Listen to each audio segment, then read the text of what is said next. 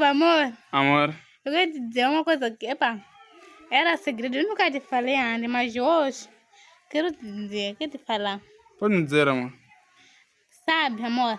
Amor. Eu já fui conquistada com um professor, já fui conquistada com um policial, já fui conquistada com aqueles homens que andam de carros, aqueles carros, sabe? Aqueles carros Luxuosos. chiques, aqueles carros bem bonitos. Sim.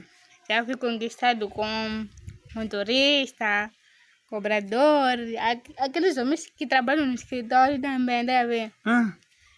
Já, muitas pessoas. Mas quer dizer que eu nunca aceitei nenhum deles. Por que, Jean? Por quê? Porque nenhum Essas deles, todas as pessoas que têm dinheiro, por quê? porque nenhum deles me interessou. Mas você assim, tipo, eu não aceitei nenhum deles. Por quê? Porque eu encontrei você que eu quero minha cara metade. Sério? É sério, amor. Uau. E que te amo. Eu quero alguém que me amasse de verdade. Que eu amo também. Não estar por interesse, não. Também te amo, amor. E outra coisa.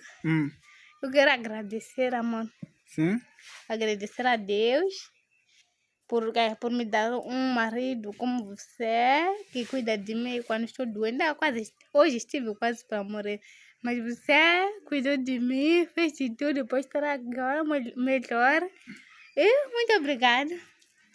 De nada, amor.